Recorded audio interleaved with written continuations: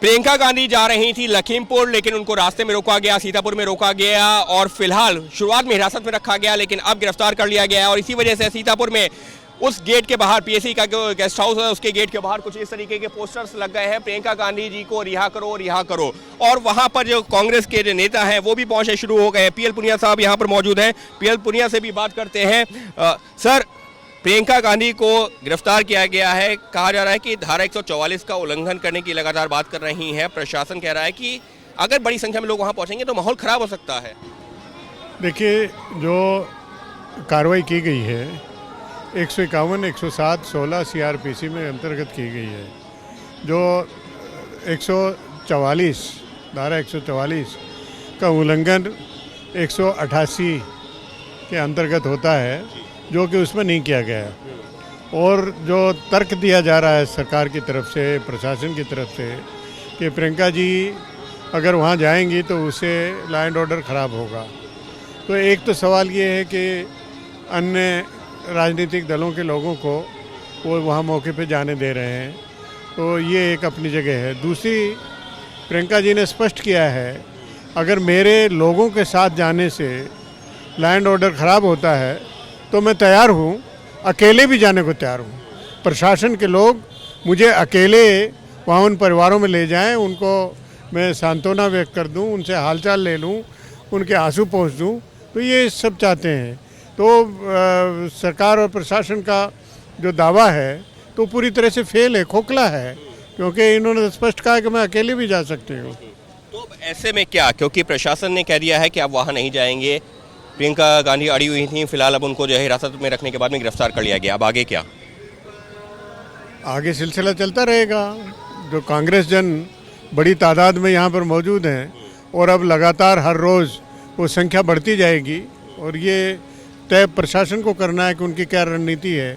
क्योंकि जब तक ये प्रियंका जी पीड़ित परिवारों के यहाँ नहीं जा ले देती और वहाँ पर सांत्वना व्यक्त नहीं कर देती, जब तक उनके आंसू ना पूछने का काम कर लेती, तब तक ये धरना प्रदर्शन और उनका ये समाप्त होने का प्रश्न ही नहीं पैदा होता है। लेकिन अगर हम जो है प्रशासन की बात करते हैं, प्रशासन की तरफ से, सरकार की तरफ से कहा जा रहा है कि किसान नेताओं से बात की गई है, किसान परिवारों से बात की गई है, उसके बाद ही मुआवजे का ऐलान किया गया, एक न्यायिक जांच, एक जो रिटायर्ड जज हैं उनकी निगरानी में होगी, तो फिर जांच होने दीजिए ना, जांच के बाद में जो है दूध का दूध और पानी का पानी हो जाएगा। देखिए, ये भारतीय संस्कृति में किसी के यहाँ गमी हो जाए, किसी के यहाँ कोई मौत हो जाए या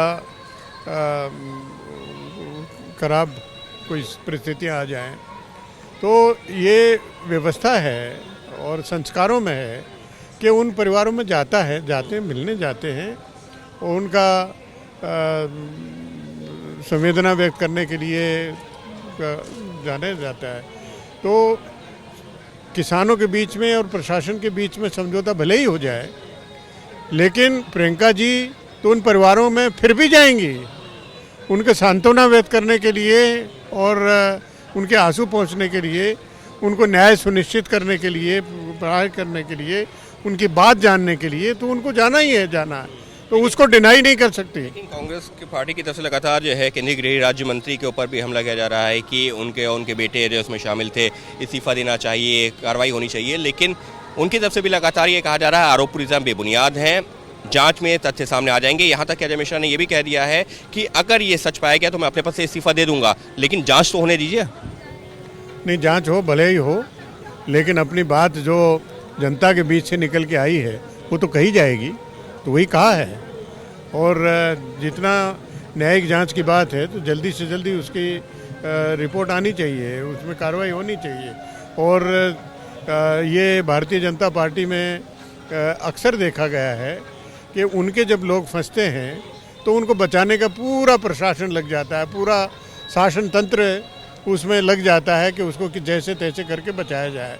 और यही वजह है कि बहुत से जो असामाजिक तत्व हैं और जो भारतीय जनता पार्टी या उनके संगठनों से कहीं ना कहीं जुड़े हैं, उनके खिलाफ कोई कार्रवाई नहीं होती और इसलिए अपराध निरंतर होते रहते हैं और अपराध रुकने का नाम नहीं ले रहे। साफ तौर पर कांग्रेस नेता पीएल पुनिया साहब का यही कहना है कि प्रियंका गांधी सिर्फ पीड़ित परिवारों से मिलने जा रही थी, सांत्वना देने जा रही थी, तो आखिर किस आरोप के तहत उनको पहले हिरासत में लिया गया और बाद में गिरफ्तार किया गया?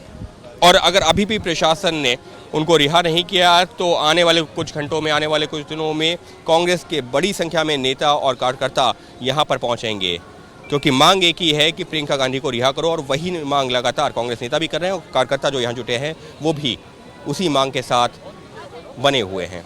कैमरा पर्सन निखिल रस्तोगी के साथ अंकित गुप्ता, बीपी न्यूज़, सीतापुर।